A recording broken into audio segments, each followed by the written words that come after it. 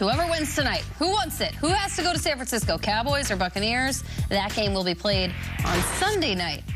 Once again, we ask, guys, what do we think of Brock Purdy and that 49ers win over the Seahawks? Oh, what a game. And Seattle came to play. I mean, the first half ends and we see a late hit by Jimmy Ward as Purdy's going, as Geno Smith is going to slide. And Seattle goes into halftime and they're winning this game 17-16. And it's just like, uh-oh, Purdy looked a little nervous early on in the game. And then the second half begins in San Francisco. They're driving. Purdy hits Deebo Samuel. He's tackled by Abram. And he gives his leg, ankle, a little bit of a twist, however you want to call it.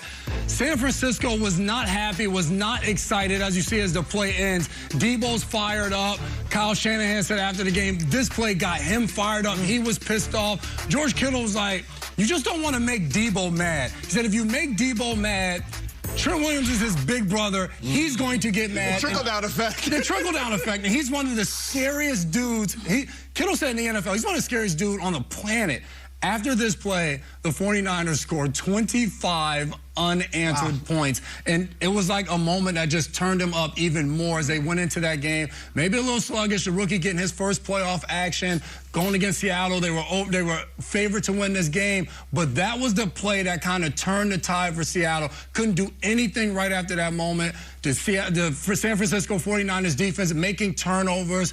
Lenore with the interception. We saw the fumble that Bosa recovered, and the offense just started hitting. Purdy was completing his passes. The play to Deebo Samuel to end that game on the long run, that was kind of the dagger in him that finished him. But Abram got there. He was with the Raiders. He went to the Packers. And he joined Tanner Muse and Abram. I'm like, I didn't even know they had these guys, and they're making fun. They got every guy. Yeah, and he fired him up, and it was ugly. Deebo gets mad, then Trent gets. If Trent gets mad, who gets mad after that? Shaq? Like, who's bigger than that? It's like the fish eating the fish. Oh yeah, it's awesome.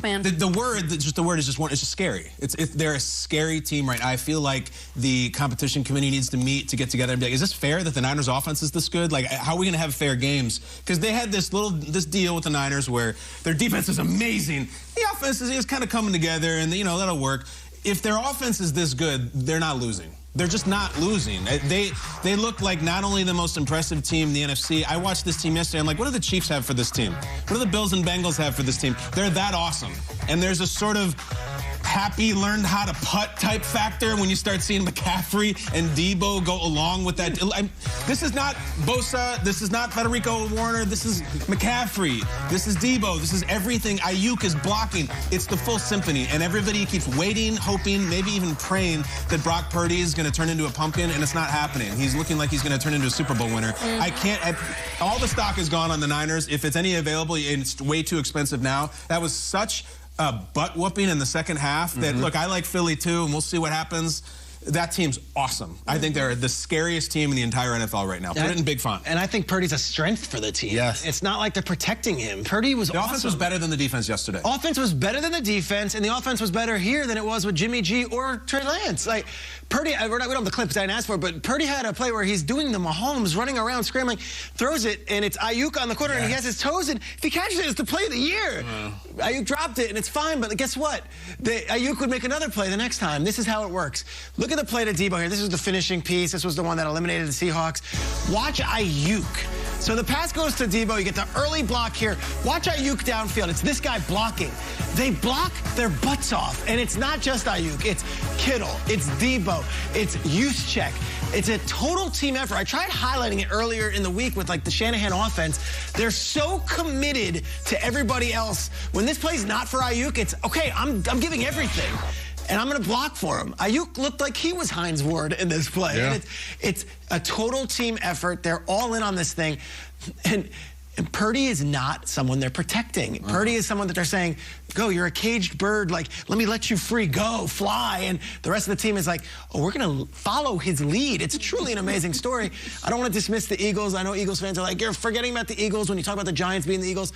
But, like, right now, if you're talking about who's playing the better football, I don't think the 49ers necessarily going to be underdogs if they have to go to Philly. And I think Philly, even at home, might be the underdogs playing against this 49ers team if they get past, obviously, the winner of tonight. Yeah. I want to talk about this during What's Your Beef on Wednesday this week, but it's some bull that people are trying to pull Brock Purdy down already, saying, like, no, it's not him. It's not actually him. It's the coach, and it's the great players. It can be him. Just give it a beat. I'm going to get there because it really makes me frustrated. Are there people taking down Purdy still? Yes. And they opened the game up throwing the ball with Purdy. Now, he was off. So infuriating. First half, I could see the people being like, see, Purdy, like Cinderella, like...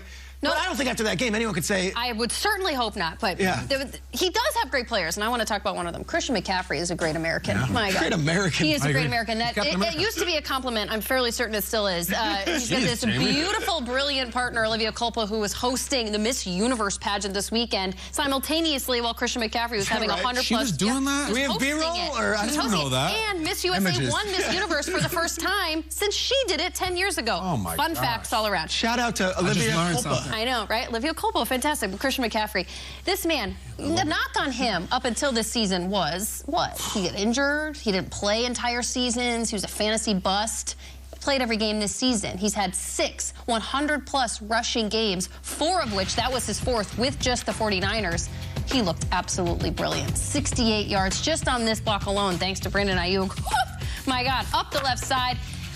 He's been everything. I mean, you make trades like this, you hope it pans out. I mean, frankly, in all honesty, I bet the 49ers thought, well, if we only have him for a couple games, maybe if we only have him when it really matters. He's been unbelievable since the 49ers acquired him back at Halloween. I am so happy for this guy, because you look at, when I was looking at his season stats this year, 5 losses with Carolina, 6 losses before he gets traded. That hurts. That's hard to do when you're a really talented player. Now he gets to go, and he's playing for a Super Bowl. He looks like a invigorated Christian McCaffrey. I finally got that word out. 119 yards, a receiving touchdown on 15 rushes. Unbelievable. He's a great American. Can we shout out to Rabani Gabriel? Rabani Gabriel. What country? United USA. States. That's She's Miss USA who won. She's representing this country. 10 years ago, Olivia Culpo, Christian McCaffrey's girlfriend, was Miss USA. She won Miss Universe. Is that right? She won Miss Universe. Now, Olivia Culpo's hosting Miss Universe this weekend. Our Miss USA won Miss Universe again. All the stars. What a couple. Oh, my gosh. I know. Nothing Christian about that. All right, we got to go. Coming up, Jacksonville pulled off the... Find that over Super Wild Card Weekend. We have a beautiful young family here on the set today that's joining Ian Rappaport, and they're probably like, what is this VHS? What is this rewinding? We used to have actual videotape. I'll tell you guys in the break. Daniel Jones was in his bag, as I said. The Giants were feeling it so much against the Vikings.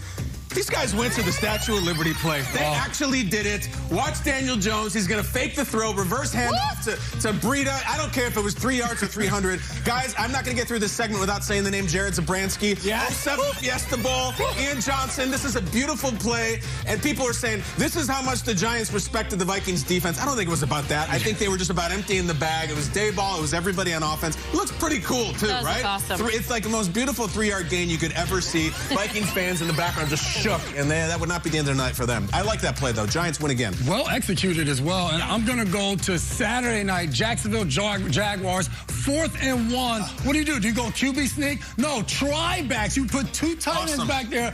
Luke Farrell, Chris Manhurst, hand it off to Etienne. And I'm just like, hold on, run this thing back. It's 4th and 1. Just run the ball right up the middle. It looks like Peterson said, if they're inside, we go outside. Etienne takes a 20-something yard gain, which sets up the game-winning field goal right there. Jaguars complete the comeback. Awesome. You know, Snoop Huntley went for that quarterback sneak, and that was the story this morning. But Snoop Huntley played really well yesterday. And he was pulling things out of his hat that I think we have to show. Let's go to second quarter.